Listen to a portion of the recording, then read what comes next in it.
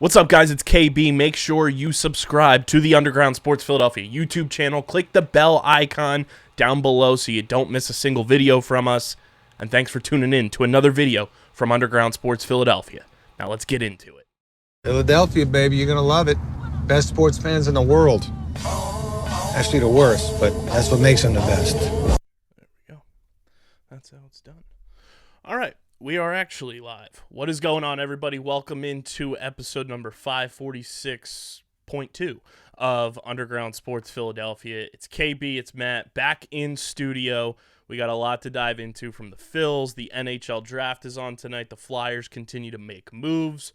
I might have caught wind from somebody. Flyers might be moving into the top 5, Matt, which would be pretty interesting. We'll dive into some Sixers news, and we'll also talk some Philadelphia Union and whatever else decides to pop up on the news docket while we're live here on twitch.tv/undergroundsportsphi. Make sure you're following us, though, before we get into everything on the socials, at undergroundphi, Twitter, Instagram, facebook.com/undergroundsportsphi, and like I mentioned, twitch.tv/undergroundsportsphi every single Wednesday night.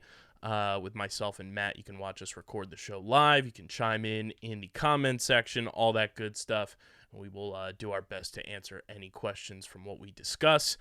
And, of course, make sure you guys are subscribed to the podcast feed on Apple, Spotify, wherever you get your podcasts. We are there. Leave a 5-star rating and review. It does go a long way for helping the show continue to grow, helps more people find Underground Sports Philadelphia, and allows us to do even more cool stuff that we have planned in the works and makes it that much more attainable. So go subscribe on your favorite podcast app of choice. Leave a 5-star review. And be sure to subscribe to the Underground Sports Philadelphia YouTube channel, youtube.com/@undergroundsportsphiladelphia. We are at 517 subscribers right now. We're also doing a giveaway with Dewani on our Twitter. It's our pinned tweet, so go check that out. If you're subscribed to the YouTube channel, you're pretty much entered and good to go to win one of her prints that we're giving away. So go subscribe. We're on that road to 600 and, of course, 1,000 subscribers on the YouTube channel. So go subscribe, smash the like button, ring the bell icon, comment down below your thoughts on everything that Matt and I discuss on tonight's show. And be sure to follow Matt on Twitter at Matt Castorina. Follow me at KBIZZL311. Big thank you to Security 21 Security Systems and Paul J. Gillespie Incorporated for their continued support of this podcast. And, of course, we're presented by the City of Vineland, and whether you're a company looking to expand, relocate, or you're a new business startup, selecting the right location is critical to your success. Vineland, New Jersey offers both an affordable business location and an excellent quality of life.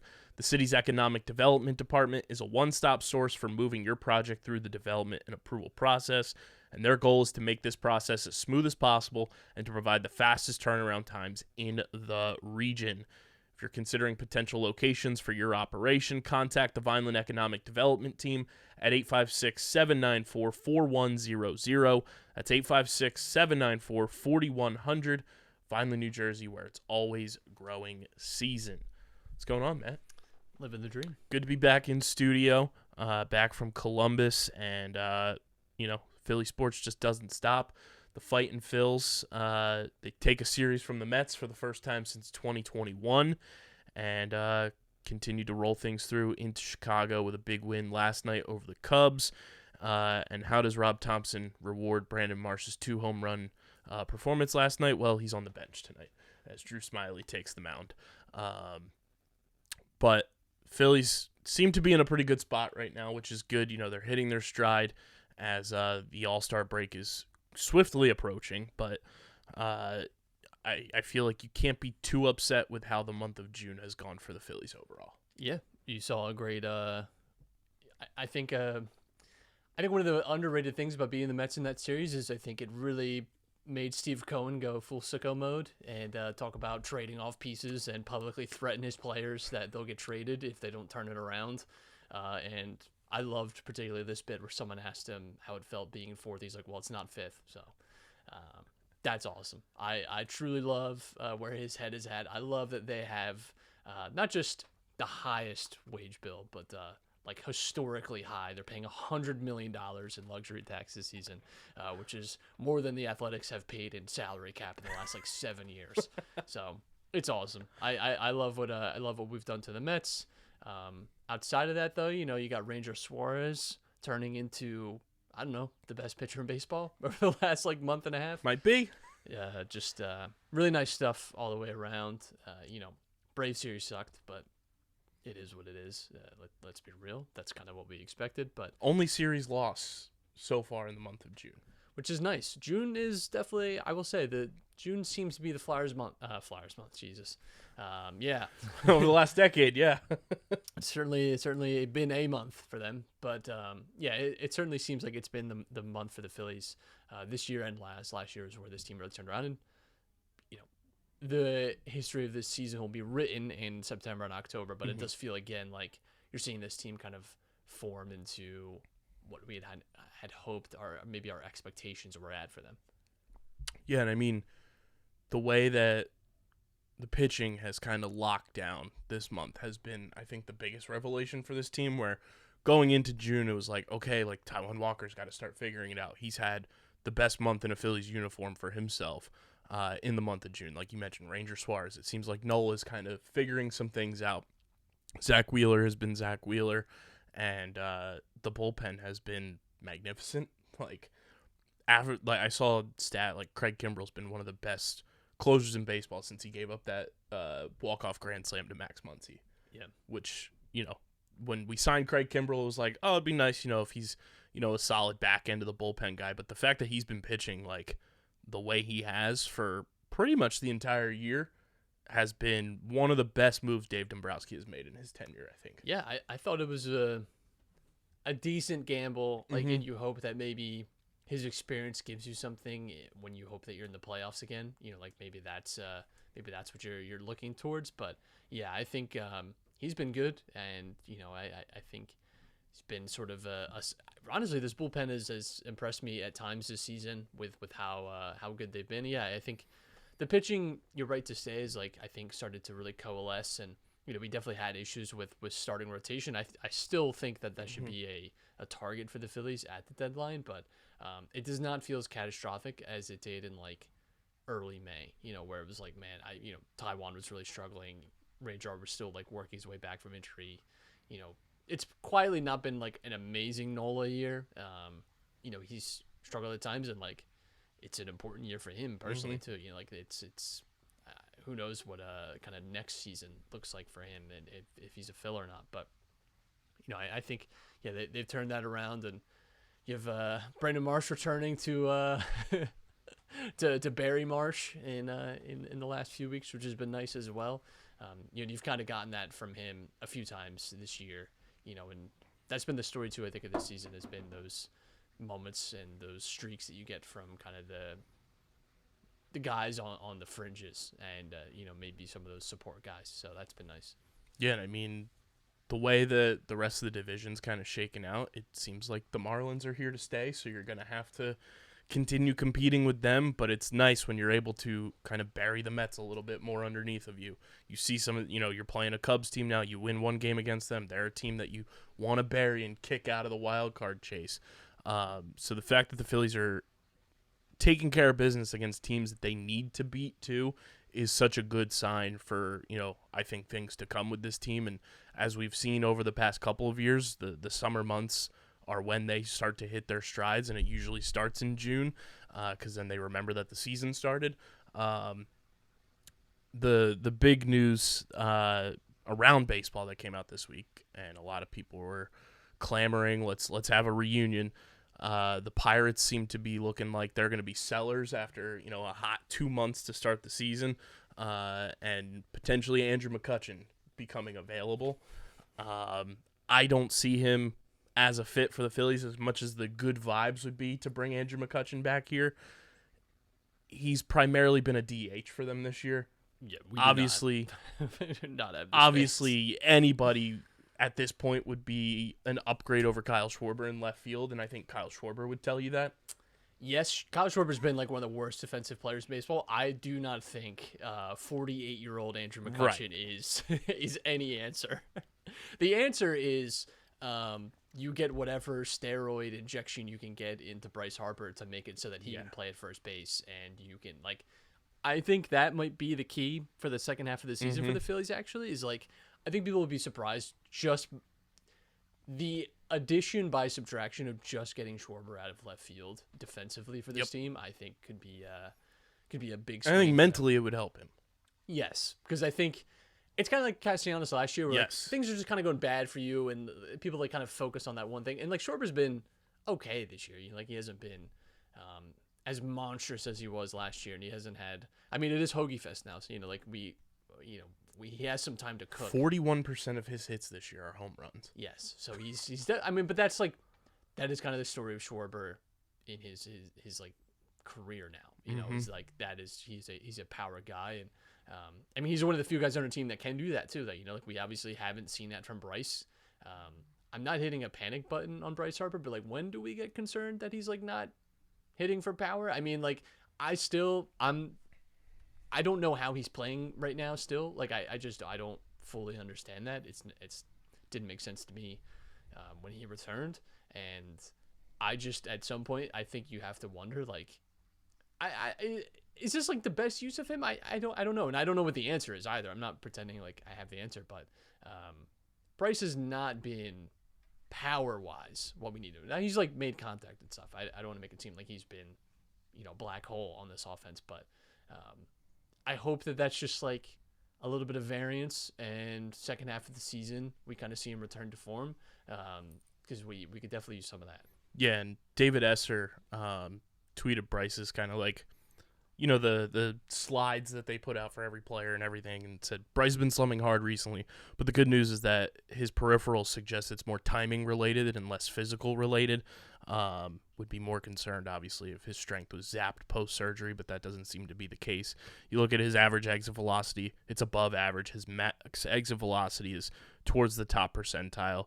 His hard hit percentage is over 50%, and pretty much all the stats that you want to be in the red are in the red, which is a good sign. So it might just be a timing thing and him still kind of getting adjusted with how he has to swing the bat with the injury and coming back as quickly as he did. So we'll see what happens with Bryce. But I think, the big thing coming up for the Phillies is finish this series strong against the Cubs, beat down on the Nationals at home, and then you go to Florida for a big, 2 series before the All-Star break against Tampa Bay, which is going to be kind of just a postseason litmus test almost to see where you stack up against one of the best teams in baseball right now. And then your Achilles heel on the road against the Marlins. The Marlins series, like you said, funnily enough, is going to be a really crucial series because that's a team you really want to be making some ground up on for the wild card spots, because the wild card is competitive still, and the Phillies, it feels like people have been kind of telling themselves a little bit they're good and they're but everyone around them is doing just as well, and I think that's been the frustrating thing over how good they've been, especially through the month of June, and they've made up nothing in the division and the wild card. They're still outside looking in. The nice thing is that some teams have fallen off the wagon a little bit, but again, we're about to be in July, and there's still 3-4 games out of a wild card spot. It's a frustrating spot to be in when you've played as well as you have. And again, we talk about it every year, but you go back to some of those games, those series that you lose in April and May, and it gets very frustrating. So you hope as we kind of the momentum of the season really picks up, you don't regret those things. But like we've talked about too, they definitely have in terms of travel and physicality sort of schedule, it's a lot lighter in the second half. So if there's a team primed to go I don't know, to be a 580 winning pace or something, it probably would be the Phillies. I think they have a lot of those a lot of the recipe for that, and again, you'll have some crucial series because they've barely played into divisional games. Especially any Marlins series remaining is going to be massive. But I think again, you look at just the NL wildcard. It's a lot of good teams too. It's a lot of teams that have spent money. It's the Marlins, Giants, Dodgers, Phillies, Brewers, Cubs, Padres. And it seems like the Padres are in turmoil right now too, Right. which is a good sign for the Phillies. If they're panicking, and then they're just like, oh, we're gonna sell off pieces. That's a good sign for you. But do you love the idea of the Phillies outpacing the Dodgers or the Giants or the Marlins the rest of the way? I don't know. Not the Dodgers. Maybe the Giants. Maybe the Giants. But like none of those teams feel frauds to me. You know what I mean? Mm-hmm. I don't look at them and think, wow, like they are just right. Like at this stage of the season, I think it's hard to say that someone is like a fraud anymore. Like they're just not. They're not good. Whatever it is, like. At a certain point, you know, you kind of have to just understand that, like, yeah, the Marlins, it doesn't make a lot of sense. They're overperforming. But, you know, like, we see this, like, once a year in every sport. Yep. There's a team that, you know, really does not look good at any advanced stats. You know, they're overperforming a lot of numbers and things like that. But, yeah, it doesn't matter. You know, they still go on and win and you know, end up making the playoffs or whatever. So, the Marlins feel like that team this year. And this is the Phillies schedule in July after this Cubs series, and then you finish up with one of the 3 games against the Nationals in June, but 2 against the Nationals in July, 3 against Tampa, 3 against Miami. Then you have the All-Star break. Then you come back and you have 4 games at home against San Diego. That's going to be massive and like can really determine if you can put the nail in the coffin on the Padres before the trade deadline and turn them into sellers. Padres, Fernando Tatis tears. I also laughed at the Absolutely Hammered account tweet. It's going to be really funny when the Phillies trade for Juan Soto. I would love that. Would love Juan Soto. And then after that, Padres 4-game series, which that's the one series this year that had the scheduled doubleheader in it. So that's the Saturday. And then you have day off on Monday, which is very weird. I guess the Brewers are coming in from out of town. Brewers at home for 3. Then you go on the road for a weekend series in Cleveland. You come back home to play Baltimore for 3, which they're a good team this year. So you're going to have to, you know, muster up there. And then end of July, you're on the road for 7 straight games. Pittsburgh for a weekend series. Last day of July starts a 4-game series against the Marlins. Yeah. Yeah, I'm looking end of season 2. You have like early September, 3 games against the Marlins. It's the last time you play them. That could be the real like shift in tenor for this season for the Phillies. And I mean, the good thing is too, you know, your last 2 series, you get the Pirates and Mets. Mets could be pretty sunk at that point. You know, like you know, the the Phillies have had a few series over the last few seasons, like at the end of the year, that have been helpful to them. Last year they had the Astros series, which was tough, and also, funnily enough, obviously became like a World Series series like a month and a half later. But you know, outside of that, they had winnable games at the end, and yeah, you know, I think that's going to be important. So I think for me, it's about you know, hopefully Ranger Suarez continues this pace. I don't know that he's necessarily going to be pitching like a 1.35 ERA, right. But you know, again, you know, you expect to settle it. If he settles around even like the 3s, that's amazing. You know, especially in today's baseball. You know, and Taijuan Walker is again. I think he's figured some things out. I think every outing he gives where he looks comfortable, like, makes me more comfortable and even more happy. So yeah, I'm happy about it. Yeah, and I mean, we're getting to that point where it's gonna start to see more rumors swirling around for the MLB trade deadline. Obviously, with the All-Star game quickly approaching and everything, you're going to have the Futures game. You're going to have GMs and scouts at that game. The Phillies are going to have 2 guys in the Futures game.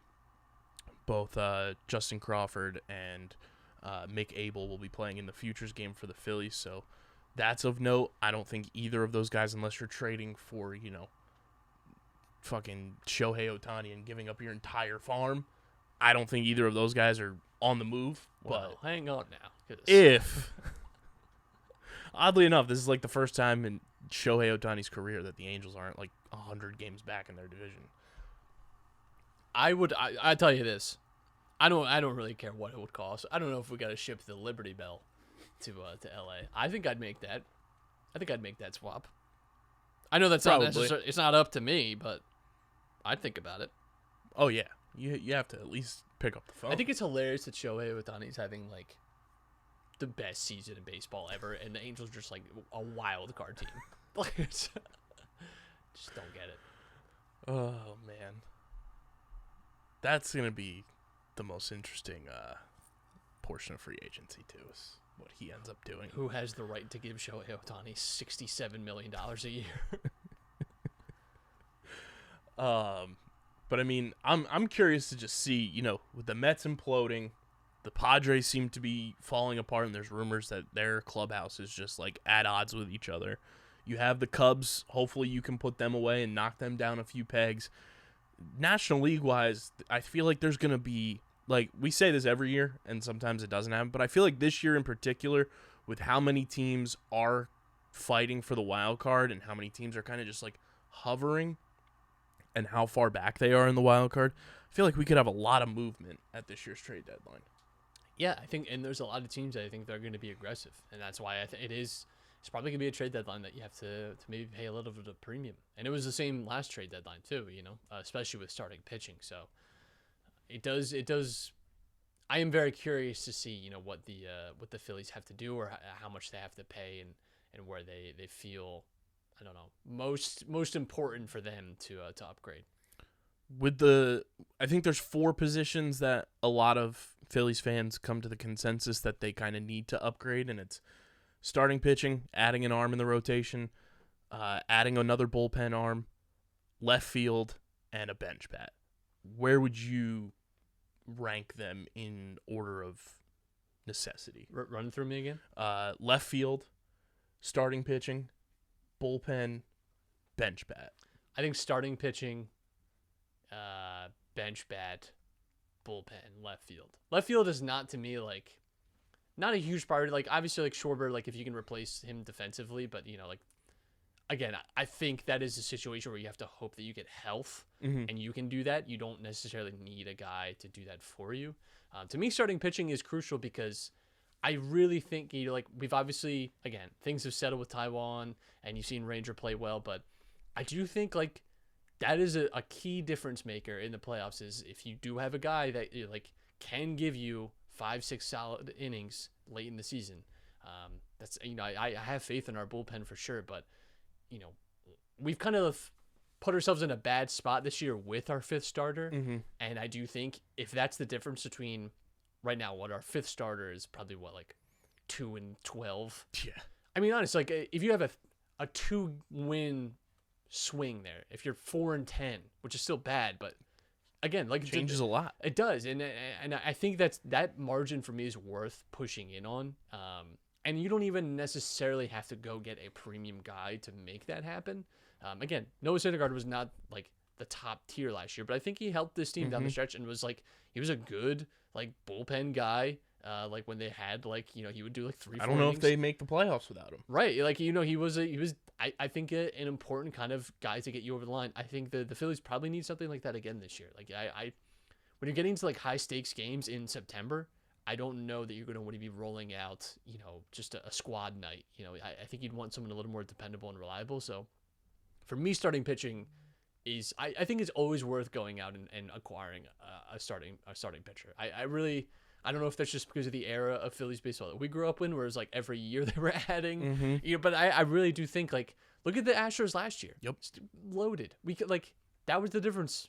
Like, they had 3 high level starters, and then 2 other, we had 2 that were out of gas at that point too. That's the other thing to keep in mind is, like, sure, like Zach Wheeler and Aaron Nola can probably win you playoff games just on their own. Like, they're dominant enough to do that, but we saw it in the World Series last year. Those guys ran out of gas. Like, and you can't blame them either. Like, they had pitched record innings over the last 2 seasons and had been dependent on a lot down the stretch and all through the playoffs. Like, I think helping them out and kind of easing the burden there would be important for me. Yeah, I agree. And I mean, even if you just have a competent starter at your 5th starter throughout this season, they're 6-6. Yeah. That is the difference of you being in the position you're in now versus potentially leapfrogging the Dodgers or Giants right now in the wild card. Yeah. Or potentially being in front of the Marlins in the division and having a firm grasp on the top wild card spot. Like, that's the difference that starting pitching can make. And you look at the Marlins right now, they're loaded with young starting pitching that's performing super well. Sandy Alcantara, by the way, has found his form again. Yeah, he started to look a little better over the last few weeks, like after having disastrous start to the year. Yeah, it would be nice if their Cy Young winner just like figured it out now. In those are the teams you have to compete with, and that's where I think the Phillies. To me, that's the most clear place to upgrade. Like a bench bat would be great, but I don't know that that's the most important thing. It'd be nice, and I think for me personally, I would also say adding someone like that I think is easier and probably costs you less than going out and getting a pitching upgrade or finding that fifth starter, even finding someone to compete with. Again, not that this is how they're going to approach it, but compete with Taiwan, right? Like compete with Ranger, like that. I think is a different tier of pitcher that I don't know that they're going to pay for, but maybe that's also Painter. Like he had that reserve 30 game, pitch, 30 like bullpen game. Interesting. Maybe that's again, that's one of your deadline. Maybe it is a bullpen. He's like a new signing. As you get into like August and September, and he becomes available. But I also don't love the idea of, and I mean this has worked strangely enough with the Phillies. We saw it last year with Bailey Falter, and we saw it with Stott even. Ranger coming out of the bullpen. Like with guys that are pretty inexperienced, but still getting to the playoffs and like having not a ton of at bats and not a ton of innings pitched and still looking okay, like they can hang, and especially Stott, and that's carried on to this year. But I wouldn't love necessarily putting Painter in that position, where it's like, you have a month and a half and then you're in the playoffs. That's a tough thing to make, especially when he's like 20 years old. He's 20 years old. He's at the I think. Formative years. I wonder what like the rest of the season even looks like. And for me, there's no rush with someone like that. Obviously, I'm always a proponent of like if they're ready, let the call kids them play. up. But if health or like anything like that is like the overall concern, patience is the better thing. The other debate on Phillies Twitter right now too is Derek Hall's tearing the cover off the ball at AAA. How long do you wait to call him up and bring his bat into this lineup that is desperately seeking power? Obviously, Cody Clemens has been, I think, beyond expectation for what he was coming into this team. Clemens in Phillies history ever? Who's to say? But he struggled as of late. When do you potentially make that swap of Derek Hall for Cody Clemens? Clemens, I think, was always going to be a firefly, and every year we have like a guy like this. Even going back to Bamboo Brad, where it's like you have these guys that give you like 2-3 great weeks, and kind of like see you through a little bit of a Dominic Brown. Yes, and so I think that might be a story. Yeah, that's an interesting aspect as well to consider. There are a few guys down at the farm level that might find their way up. Yeah, I mean, if Derek Hall continues producing the way he is at AAA, like that's just kind of your signal. Like, let's add the power into the lineup. Obviously, he's not your ideal first baseman defensively, but this Phillies lineup is lacking power outside of Kyle Schwarber's 20, 21 home runs that he has. And whenever anybody's bringing up, oh, here's a trade candidate for the Phillies, he'd be second on the team in home runs. It's like, yeah, that is not saying much. Not at all. So I mean, I would welcome the power that Derek Hall brings, but you got to do it at the right time and not also rush him back to where it's like you're adding almost another Schwarber to the lineup where he comes up and it's major league pitching and he starts hitting, below 200. And then it's like, oh, well, what are we doing here? So we'll see what happens there. But let's take a look at the NL East run differential. And, of course, around Major League Baseball, it's brought to you by our friends at Wasted Wedge. And I want to tell everybody about a brand new way to drink shots with your friends and family when you're playing golf or tailgating or just at a family event, party, hanging out with the friends this summer with our new friends at Wasted Wedge. Wasted Wedge is going to change the way you enjoy celebrating drinking on and off the course. It's like your traditional shot ski, but it's way more easy to bring around. It's compactable. It's got extender pieces to have more people join in on the fun. And it's a golf club. It's not a giant heavy ski that you have to carry around. You can check out their full lineup of Wasted Wedges and merchandise at wastedwedge.com and find them on Instagram. And be sure to follow them on Instagram and Facebook at Wasted Wedge. Remember the name, wastedwedge.com. Looking at the NL East run differential to start things off here. The Atlanta Braves leading the way, 53-27.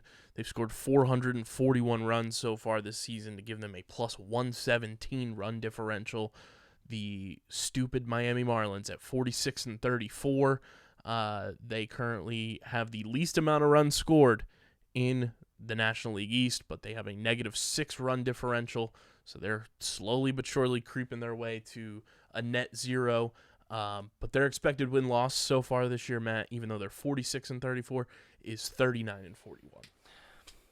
You know, that's what happens. Don't get into a one-run game that entire series in Miami. I swear to Christ. They're the kings at that.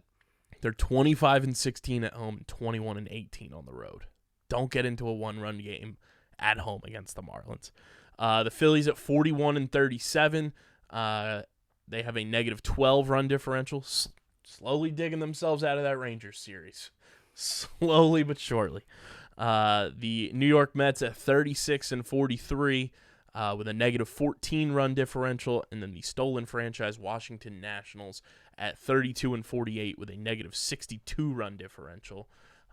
They seem all but dead and potentially have some pieces that could be of interest to the Phillies at the trade deadline, but probably going to have to pay a hefty price to a team that is looking to rebuild there.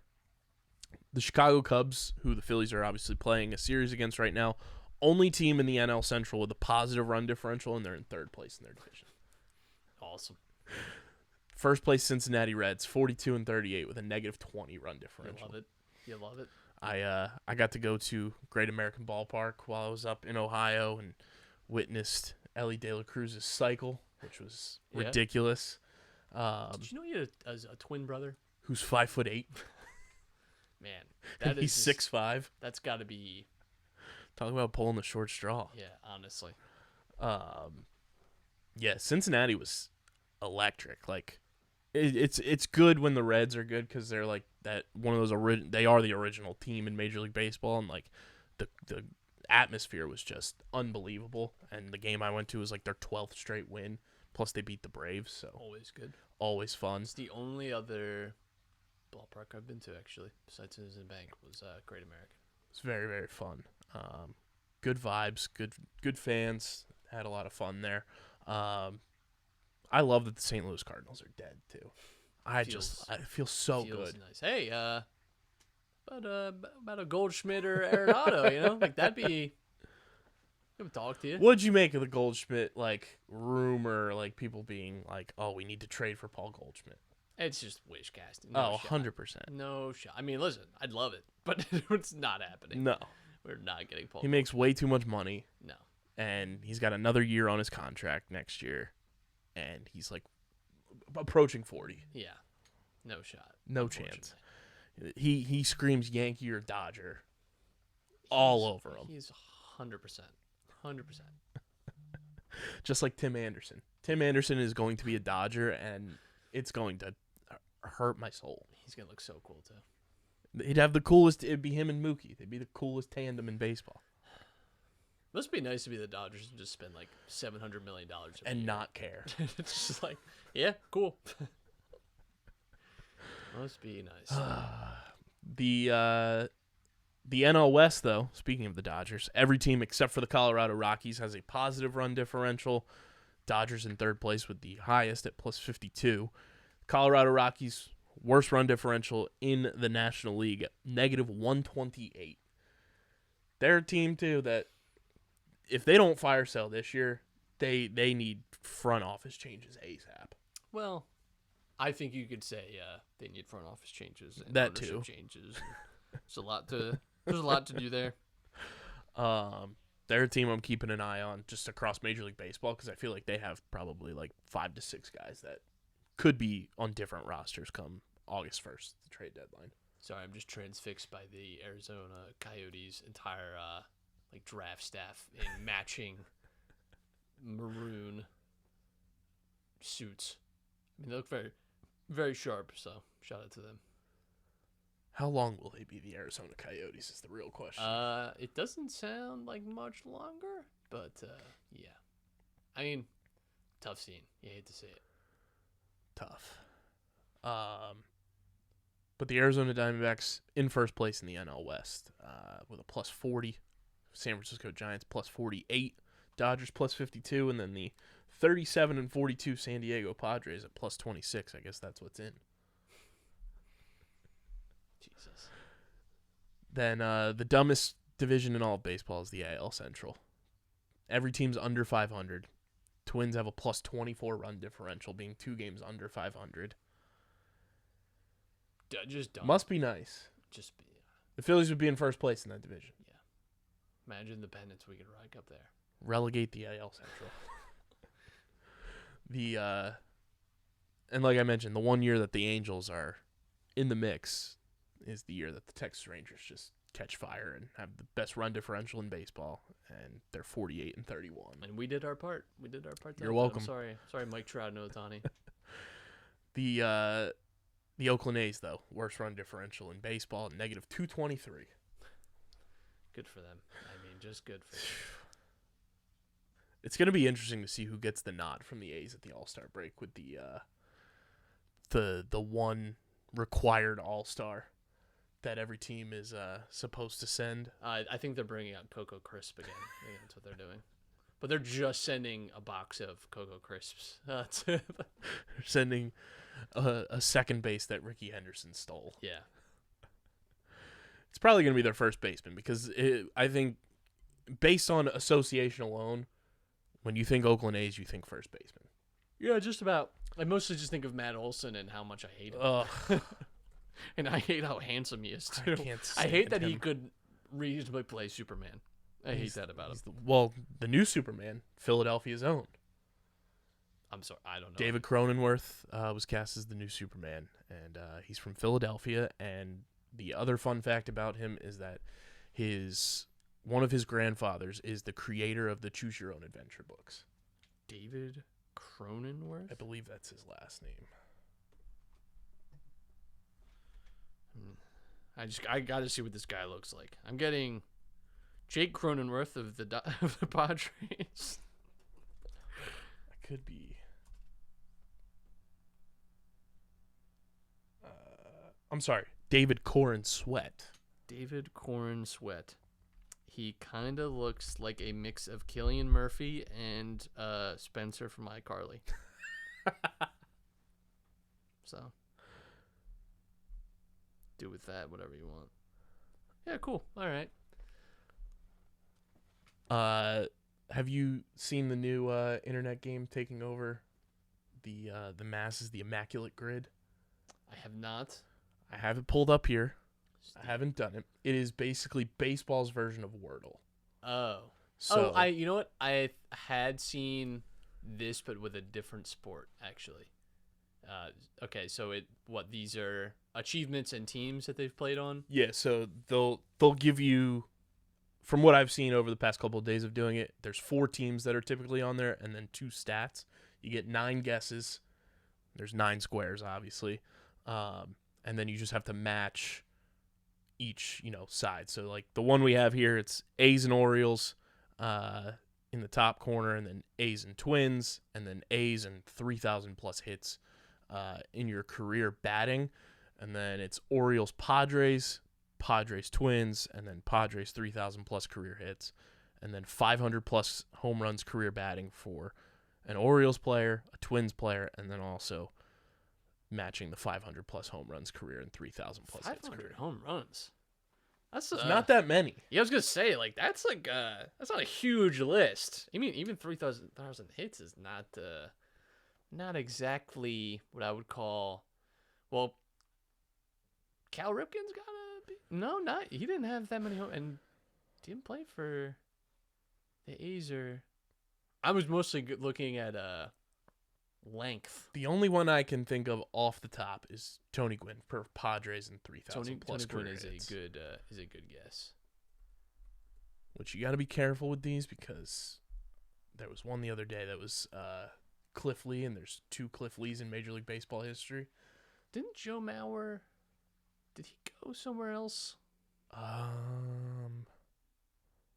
don't remember. I'm not willing to lock in a lock there. I'm trying to think of cannot think of an Orioles player with 500 career home runs. Nor can I think of a Twins player that has done it either. That one is going to get me. 3,000 hits as an Oakland A. Coco Crisp.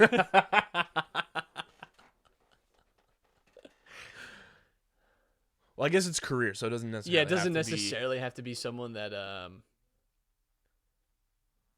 didn't. No, that's not. Immediately no to myself. So now I'm trying to think of maybe guys that were great and then ended their career on these teams. Right. Maybe that's where that. The Twins Padres one is. It's like on the tip of my tongue, and I can't. That is think also of who it is. Could not go from like two, just drastically different worlds than those two posts. That's like the whole tweet where it's like you think of two teams that never play each other. It's the Twins and Padres. Yeah. Orioles and A's. An Orioles and A's player.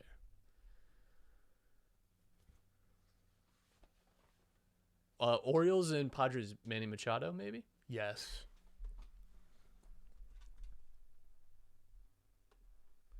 Okay, there we go. There we go. On the board. We're on the board again. Feels like Hollywood Squares.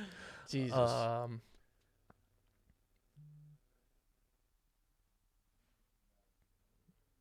And as we do this, the Flyers pick is in, so we will give you the live announcement of who the Flyers pick is at number 7. They did not trade up. So does the bottom right corner have to be someone 3,000 hits and 500 home runs? Oh man, I mean that could be quite a few contenders. Let's see here. How will they disappoint us? Look at that Flyers alumni group. It's like a reunion. I cannot believe Jonesy. This is tough to watch in a lot of ways. But how funny is it going to be if this is the one universe where this works? That Jonesy is the guy. Well, there's like that Russian guy, right? Yeah, he was supposed to go number 2 before, we all know what happened, but he's still available.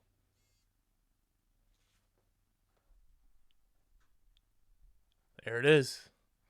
They got the Russian. Yeah. Okay. That feels like, from what I know, in very limited good research, is like a good move. I think. I don't know. I will let other people be the judge, but from Matvei Michkov. Yeah. I'm going to see if we can live call Dylan Mazzola right now. From what I read from other people that know much more about hockey,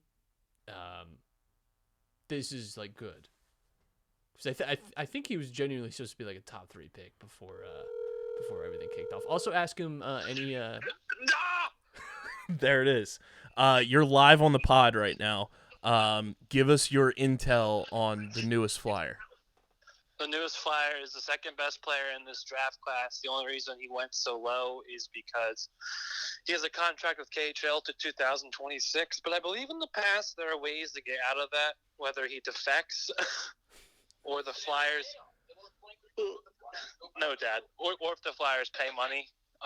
Either way, though, if you look up highlights for anyone listening, his talent is second to none. Some people have him rated as the second best prospect ever out of the red country, second to Alexander Ovechkin. So take that with a grain of salt. We'll have to wait and see. He might not come here for 3 years, but I think it's a perfect scenario because if he does take 3 years to come here, that gives you 3 years to stock the cupboards, I think, Kyle, this could be the next, Panarin, He came over, actually later, 25, 26, but he was an immediate superstar. So the KHL is the second or third best league in the world as well, so it's not like it's hurting his development playing against grown men in Russia. I mean, it sucks being in communist land, but... You're telling me if he joins the Wagner group, he could be a Flyer sooner rather than later. Yeah, he'll be in Belarus and they can get him over here. But no, this is incredible. the Flyers have another first-round pick. They might have another first-round pick from what I'm reading, so I'm very happy. So, yeah, this is awesome. There it is. Had to get the live intel on the pod. Dude, it's great. When's the last time the Flyers actually took the best talent available? Granted, it might be risky, you know? Like, they didn't go with the safe pick for once, and that's all you could ask for as a fan. I think I'll just say the defective line that both Matt and I say whenever we talk about the Flyers, and we'll say that pick was Keith Primeau. Yeah. I'm a very happy boy right now. There it is. Dylan Mazzola's live intel of the Flyers' latest number 1 pick. Yeah. Well, there we go. There it is. Nice. Good job. He's the Dario of the Flyers. Yeah, good to hear. Back to the Immaculate Grid as we joggle our brains. I keep wanting to say Mike Schmidt for the bottom right, but I don't know if he had 3,000 hits. Go for it.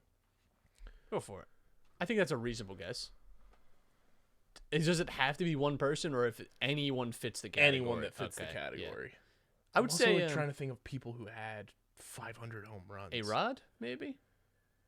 Did he get to 3? I think he got to 3,000. He might have.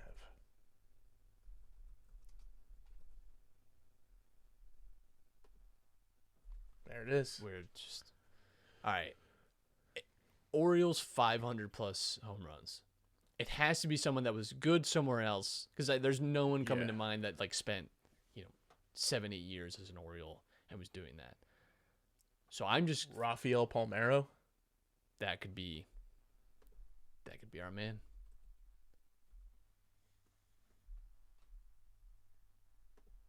There it is. Money. Okay, now the Twins. The Twins are fucking us. Man, it's hard for me to think of a lot of notable Twins players in my lifetime, and then reaching beyond that is truly just a journey.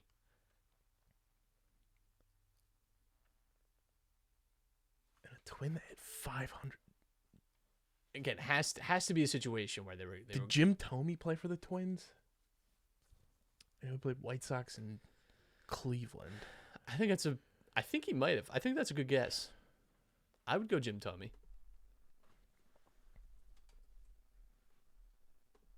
Oh, look at us. Easy. Never in doubt. A Twin Padre. I want to say there was a pitcher recently. Am I crazy? I don't think you are. Wasn't there a pitcher recently that was between the two? I could be wrong on that, but did Torrey Hunter ever play for the Padres? I have no idea. Play for the Angels, I know that.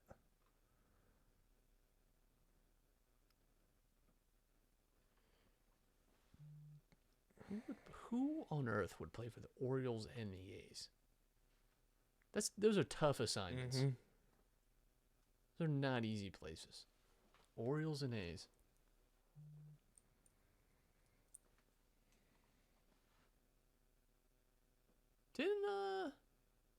No. I was thinking orange. I was going to say Pablo Sandoval. He did not play. I don't think he found his way.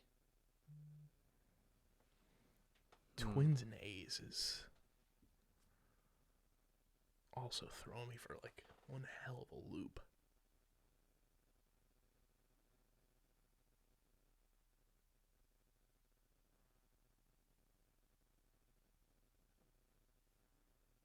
Who is retiring as an A, having played somewhere else? Who's doing that? Or who breaks out with the A's and has a great career after? Who's doing that? I mean, Mark McGwire. Did he get to 3? I don't know.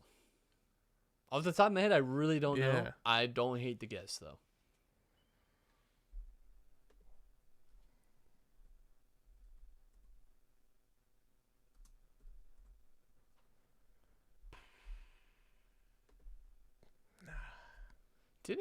Am I crazy? Didn't Sammy Sosa play for the Orioles? He might have. Did he end up on the A's? Because he, like, you know.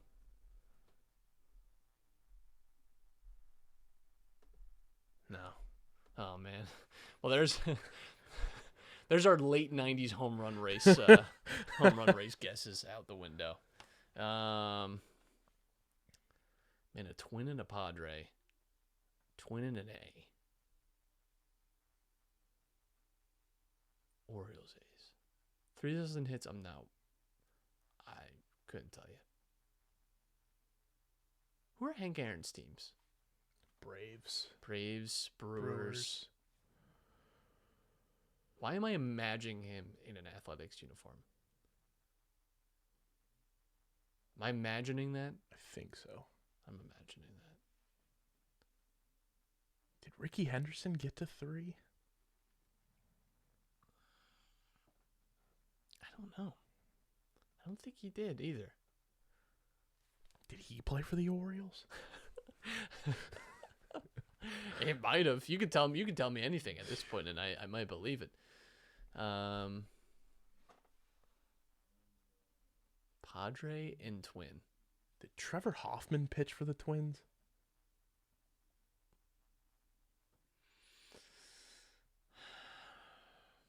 I can't remember if he was like a career Padre.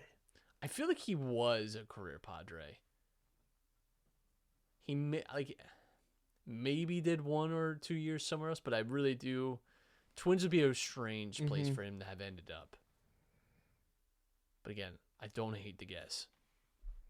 Let's give it a whirl. We already missed it being immaculate.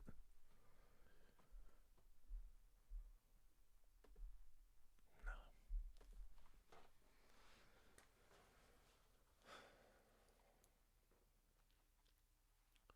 Orioles and A's. Who would be sick enough to do this?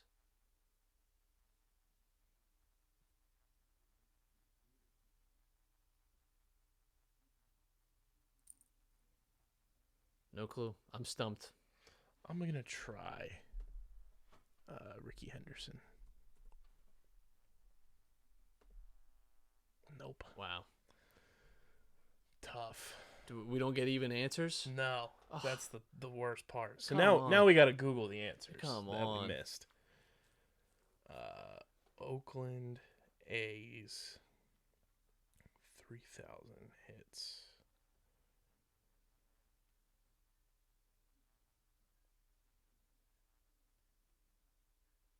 Here we go. There are 5 players. Oh, Gary Sanchez. Oh, Motherfucker. 5 players who played for the Minnesota Twins and San Diego Padres. Nelson Cruz, wow. Dave Winfield, Gary Sanchez, Emilio Pagan, and Taylor Rogers. Ricky Henderson was 3,000 in the A's. God damn it.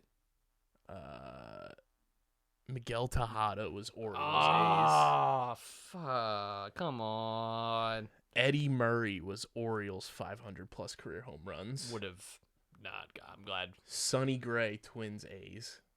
Was that who I was thinking of? Maybe. No, I was thinking of someone. I was thinking of a pitcher from Twins Padres. Which I guess, again. Twins 500-plus career home runs, also Harmon Killebrew. Yeah. Here are the 5 players who played for the Orioles and the A's. Reggie Jackson, Harold Baines, Miguel Tejada, Buddy Groom, and here's one for the all-name team list, Matt. Baby Doll Jacobson. Disgusting.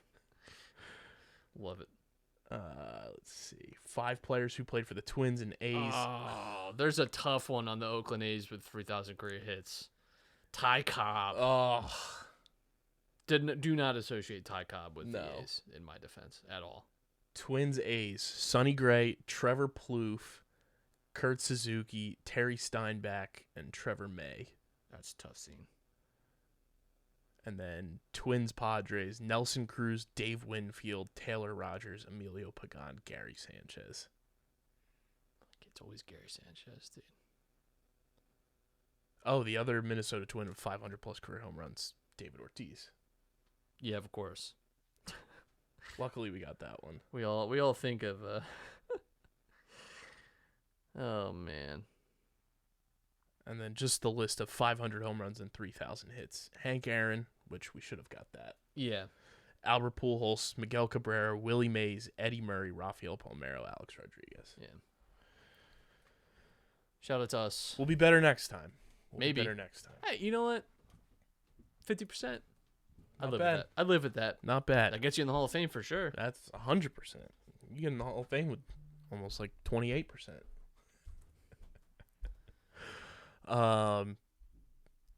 We'll shift to the Flyers again real quick. It's brought to you by our friends over at Kenwood Beer, the official beer of Underground Sports Philadelphia. I've got the new Kenny merch on. They've got whole new merch line that they just dropped with their brand new rebrand.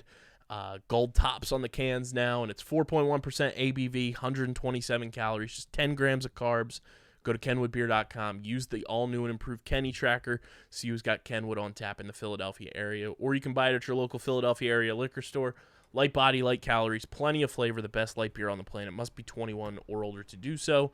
And, of course, please drink responsibly. On top of the draft happening tonight, Kevin Hayes' tenure as a Flyer has come to an end. Traded for a 6th-round pick.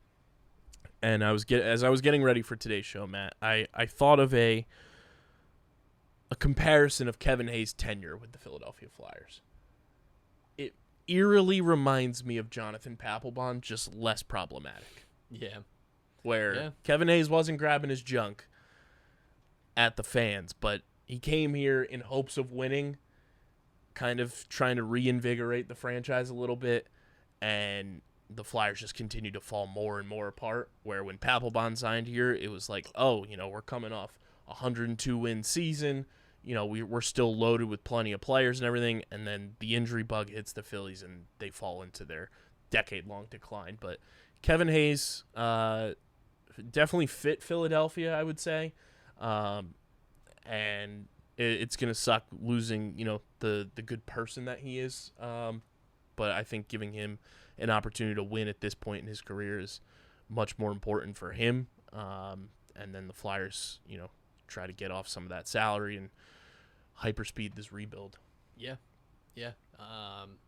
Seems like that's the hard turn that we're making. So nice. I don't love retaining 50% of his salary for 3 more years, but and only getting a 6th-round pick for it. It's nice. Thanks. It's nice when you have to pay for the mistakes of the people that came before you. It's always a good feeling. And Torrey Krug was just like, I'm not waiving my no-trade clause to go there. So the Flyers are still in that point of view of NHL players, but it also seems like Tony DeAngelo's on his way out by the beginning of July, hopefully. We'll miss him. Shout out Chuck Fletcher for fucking up the contract, and that's why he can't get traded right now. And it also seems like Travis Sanheim is on his way out. Nobody's biting yet, though, but he's been in plenty of trade talks over the past couple of days. So let's get this rebuild rolling. And I just love that Danny Briere just does not give a fuck. Like, he's just like, everybody's on the table. Good. We're going to clean house. And I think that is the smartest thing anybody in charge of the Flyers has done over the last decade plus. When your competition has mostly been Chuck Fletcher, though, fair enough. So, shout out to Kevin Hayes, and best of luck in St. Louis, brother. Somebody who seems like they're staying, though, Matt, you might want to crack open some Kennys. Seems like James Harden's sticking around. Sure. Cool. Awesome. Love hearing all year about how he's leaving, and then turns out nobody wants to pay him. He's like, actually, Philly doesn't sound so bad. And we lose 2 second-round picks because of that, too. Awesome. So cool. Oh, well. I mean, Harden returning is better than the alternative. Him leaving would be a disaster. So, yeah. It's ultimately a good thing. But it is nice that we spent like 3.5 months listening to the top plugged-in NBA reporters talk about Harden leaving this summer. That's awesome. And then Brian Windhorst fumbling his words on live television, talking about Damian Lillard not wanting to rush the Trailblazers into anything. Yeah, okay. I think with Dame and I think with other guys, I wouldn't be surprised if that's like a trade deadline thing rather than free agency. I think might even be the same with Tobias. I think that might be maybe a move you explore in February rather than. Yeah, I mean, the value July. right now is just crumble cookies. Well, I'll tell you that. I mean, they're pretty good cookies, so I'll say that much. Did you, I saw the latest development with that. He said if Tobias sticks around or whatever, everybody gets free crumble cookies. And then somebody posted an article that Tobias is an affiliate with crumble cookies. Yeah, so he like he's building his brand. nice. Listen, fair enough. The And man reads books. His quote was not that bad either. I think No. it got aggregated a little bit, but really not that great. Like, listen, Tobias, fine player. Don't really have any dude. ill will towards him, honestly. And I think he's still going to show up and like play. It's not going to be a Ben Simmons situation Yeah. where it turns really toxic and doesn't come back and whatever. So fair enough. I think, and Daryl Morey has shown a willingness to be patient and find the right deal. Like he sat on his hands with Ben Simmons until Harden was available, and that was ultimately, I think, the most maximized you're going to get for Ben Simmons' talent. So don't be too shocked if the same happens to Tobias. Daryl also loves tweeting Simpsons gifs in regards to Keith Pompey. Yeah, he's such a Simpsons guy. He honestly is. Last bit here with the Philadelphia Union. It's brought to you by our awesome friends at Tomahawk Shades. I've been wearing the blue light glasses all episode to protect my eyes from those blue light rays coming out of my screens. You guys can get the sunglasses as well. They've been rocking with us for years now, and they're the best sunglasses and blue light glasses on the market for a fraction of the price. Go to tomahawkshades.com, and when you go to checkout, use code USP for 25% off your order at tomahawkshades.com. Union get back on track, Matt. After Wednesday, they draw with Orlando, and then they get a big 4-1 win over the messy-less Inter Miami.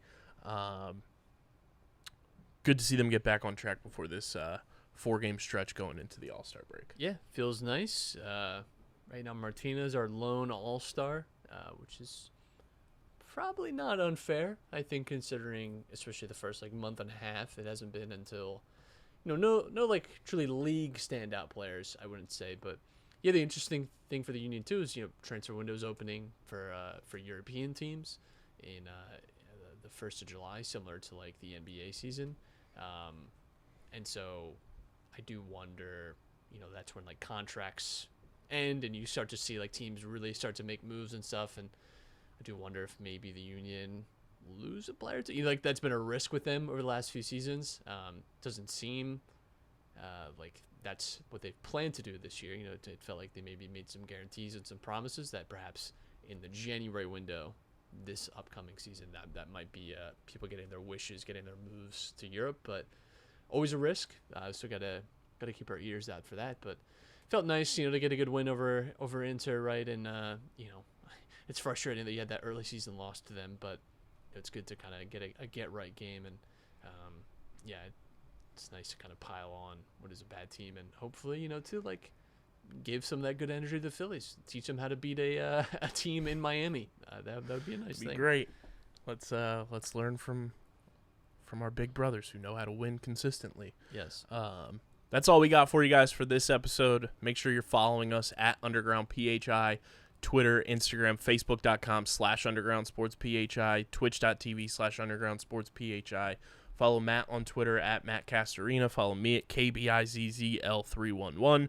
Subscribe to the podcast feed on Apple, Spotify, or wherever you get your podcasts. Leave a 5-star review. It goes a long way for helping this show continue to grow, helps more people find our network, and all the shows we're putting out under the Underground Sports Philadelphia banner. And, of course, subscribe to the YouTube channel, youtube.com/@UndergroundSportsPhiladelphia. That's where you get full video episodes of this show twice a week. You get original video content and full episodes of every podcast on our network. So go subscribe, youtube.com/@UndergroundSportsPhiladelphia.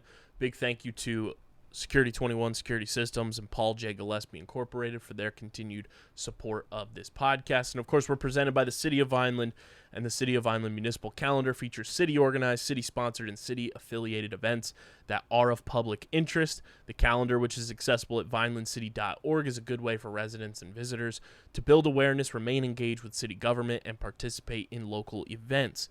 You can also follow the City of Vineland on social media via their Facebook, Instagram, LinkedIn, and YouTube pages.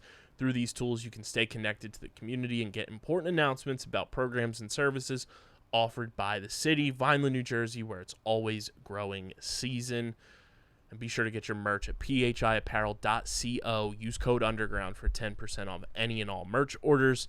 And this has been episode number 546 of Underground Sports Philadelphia. For Matt and KB, we'll see which Flyer is in the front office next week and who's getting traded. But until then, we're getting the heck up out of here, and we are signing off. Peace.